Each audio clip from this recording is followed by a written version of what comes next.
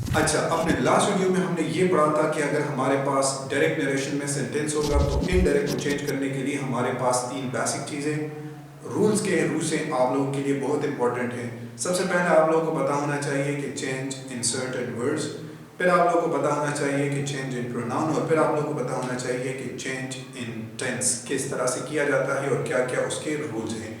तो आज हम चेंज इन सर्टेन वर्ड्स के बारे में पढ़ते हैं। पहले आप इससे एक स्क्रीनशॉट ले लें। मैं थोड़ा सा कैमरे से साइड पे हो जाता हूँ, आप इससे एक स्क्रीनशॉट ले लें, फिर आगे जाके इस पे बात करेंगे।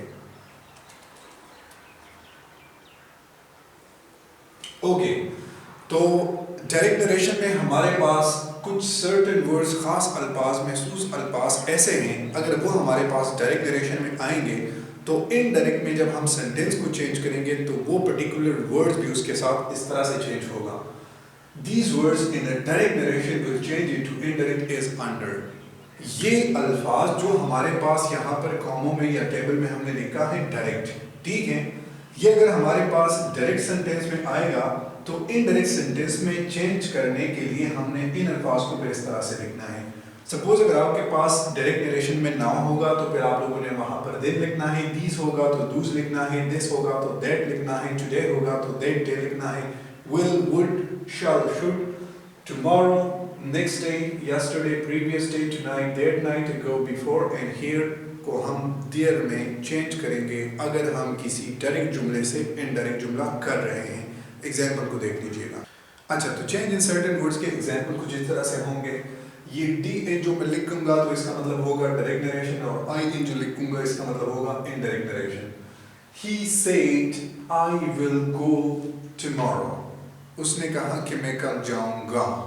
तो ये हमारे पास चेंज इन सर्टेन वर्ड्स को, आप लोगों ने बाकी के रूल्स को नहीं देखना है कि ही किस तरह से चेंज हो गया और टेंस किस तरह से चेंज होगा, वो हम आगे जाके एग्जांपल्स में और आगे जाके रूल्स में पढ़ेंगे किस तरह से हमारे पास चेंज इन प्रोनाउन होता है और किस तरह से हमारे पास चेंज इन टेंस होता है।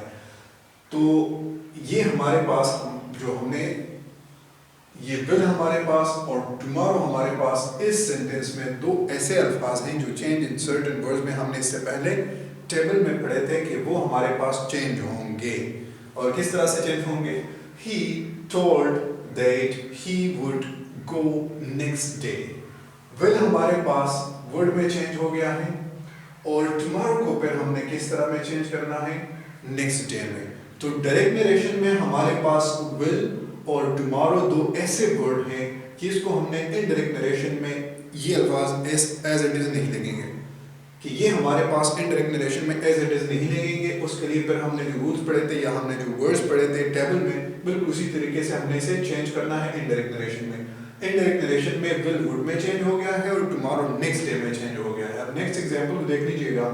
He said, she said to me, I met him here। उसने मुझे कहा कि मैं उससे यहाँ मिली। अब हम अगर इस जुमले को इनडायरेक्ट में चेंज करेंगे तो she told me कंजंक्शन के लिए फिर हम क्या लिखेंगे? that लिखेंगे। ये भी हमने रूल्स में पढ़ा है। और जो हमारे पास प्रोनाउन होगा उसको फिर हम स्मॉलर लेटर में लिखेंगे, ये भी हमने पढ़ा था। लेकिन आज जो हम पढ़ रहे हैं वो हमारे पास here और there है। तो हमारे पास जो डायरेक्ट नरेशन में here का वर्ड है, इनडायरेक्ट नरेशन में उसके लिए फिर हमने देयर लगा दिया है और आप लोगों ने बिल्कुल इसी तरह से करना है। डायरेक्ट नरेशन में अगर आपके पास सेंटेंस है कि Aslam said I am working now, तो हमने रूल्स में पढ़ा था चेंज इन सर्टेन वर्ड्स के कि नाउ को फिर हमने किस चीज में चेंज करना है? देन में चेंज करना है। बेसिक रूल में हमने ये भी पढ़ा था कि हमारे पास जो कोटेशन होंगे, जो हमारे पास इन्वर्टेड कॉमास होंगे, उसको फिर हमने किस चीज में चेंज करना है? कंजंक्शन दैट में चेंज करना है। जिससे आप लोगों के पास ये दो पार्ट्स वाले, ये हमारे पास यहाँ पर हम कंजंक्शन लगा लेंगे और जो प्रोनाउन होगा अगर वो हमारे पास जो भी होगा, लेकिन इनडायरेक्ट नरेशन में चेंज करते हुए उसको कैपिटल की जगह पर हमने स्मॉल में लिखना है। ये हमारे पास बेसिक रूल्स थे कि अगर आपके पास चेंज इन सर्टेन वर्ड्स वाले वर्ड्स होंगे डायरेक्ट नरेशन में, तो इनडायरेक्ट नरेशन में चेंज करते हुए आप लोगों ने उस अल्फाज की जगह पर क्या लिखना है।